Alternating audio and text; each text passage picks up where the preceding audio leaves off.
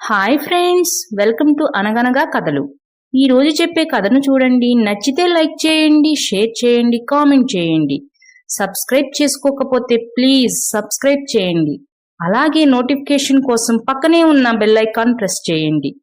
మీ ఇంటి current bill ఆదా చేయాలంటే ప్రధానమంత్రి సూర్యఘర్ యోజన పథకం కింద సబ్సిడీలో సోలార్ కనెక్షన్ పెట్టించుకోండి. గరిష్టంగా 78,000 వరకు సబ్సిడీ పొందండి. వీటి పూర్తి వివరాల కోసం ఇక్కడ ఉన్న నెంబరుకు కాల్ చేయండి. ఇక కథలోకి వెళదాం.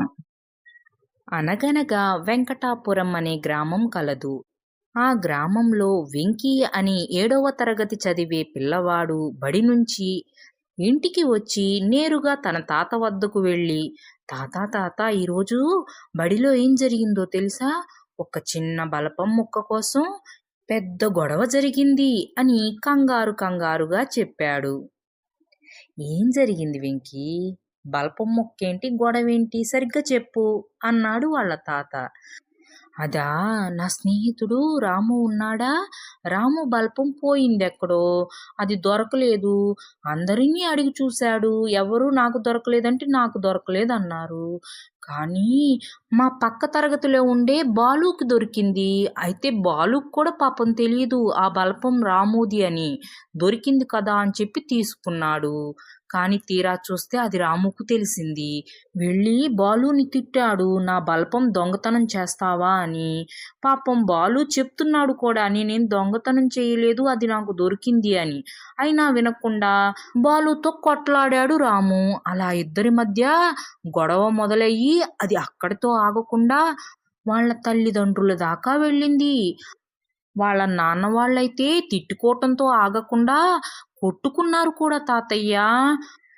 కొట్టుకోవటమే కాదు, రాముని బాలుని ఇక చదవొద్దని చెప్పి చదువు మాన్పించి బడి నుంచి ఇంటికి తీసుకువెళ్ళిపోయారు తాతయ్య. అనవసరంగా నా స్నేహితుడు రాము బాలు వాళ్ళ చదువు ఆగిపోయింది. అయినా తాతయ్య, చిన్న బలపం ముక్క వల్ల ఇంత గొడవ జరుగుతుందా? ఇలాంటి విడ్డూరం ఎప్పుడైనా చూసావా అసలు నువ్వు అని ఆశ్చర్యంగా అడిగాడు వెంకీ.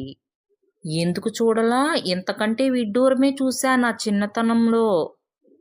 నీ స్నేహితుల విషయంలో ఆ బలపం చదివే మాన్పించిందేమో, కానీ ఒక చిన్న తేనె చుక్క వల్ల 2 రాజ్యాలు ప్రపంచ పటంలోనే మాయమైపోయాయి. ఇంతకంటే విచిత్రం ఇంకేమైనా ఉంటుందా అన్నాడు వెంకీ వాళ్ళ తాతయ్య. తేనె చుక్కేంటి, రాజ్యాలు మాయమైపోవటం ఏంటి తాతయ్య? నాకు చెప్పవు ఆ కథేంటో అని అడిగాడు వెంకీ. నా చిన్నతనంలో తికమక రాజ్యం, మకతిక రాజ్యం అని 2 రాజ్యాలుండేవి. అయితే తికమక రాజ్యంలో తేనె అమ్ముకునే తిప్పడు ఉండేవాడు. ఒకరోజు తిప్పడు తేనె అమ్ముకోవడానికి మకతిక రాజ్యానికి వచ్చాడు. పాపం ఊరంతా తిరిగి తేనె అమ్ముకుని ఒక చెట్టు క్రింద కూర్చున్నాడు. అయితే ఆ తేనె కొండకి బయట వైపు ఒక తేనె చుక్క అంటింది. అది తినడానికి ఒక ఏకొచ్చి దాని మీద వాలింది. దాన్ని చూసి తిందామని చెప్పి ఒక బల్లి మెల్లగా అక్కడికొచ్చింది. ఆ ఈగని తినేసింది. ఈగని తిని మెల్లగా అది వెనక్కి వెళుతుంటే దాన్ని తిందామని చెప్పి తిప్పడు పెంచుకునే పిల్లి దాని వెనకే మెల్లగా వెళ్ళి దాన్ని తినేసింది. పిల్లి ఆ బల్లిని తిని మెల్లగా వెనక్కి వస్తుంటే ఆ ప్రక్కనే ఉన్న కుక్క ఒక్కసారిగా పిల్లి మీదకి దూకేసి అమాంతం తినేసింది. అయితే అది చూసిన తిప్పడికి కోపం వచ్చింది.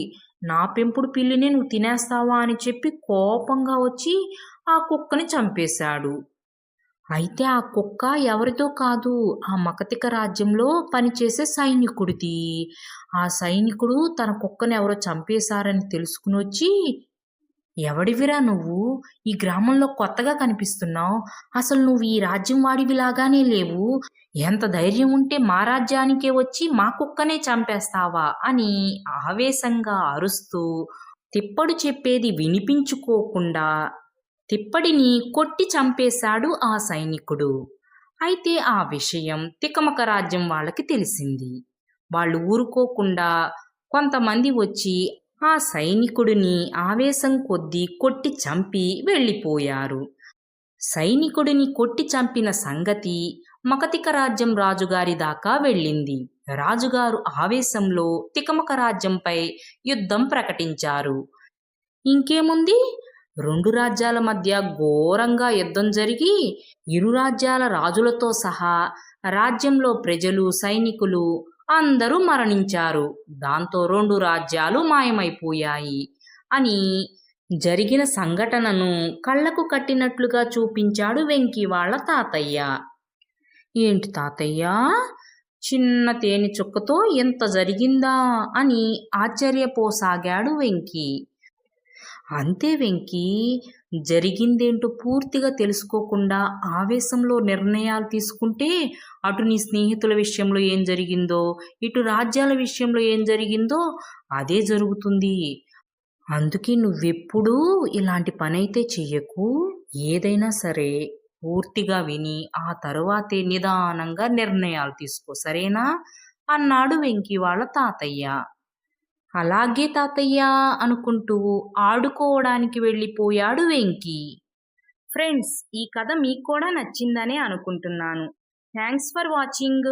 మరో మంచి కథతో మళ్ళీ కలుద్దాం. అప్పటి వరకు సెలవు. Take care. బాయ్.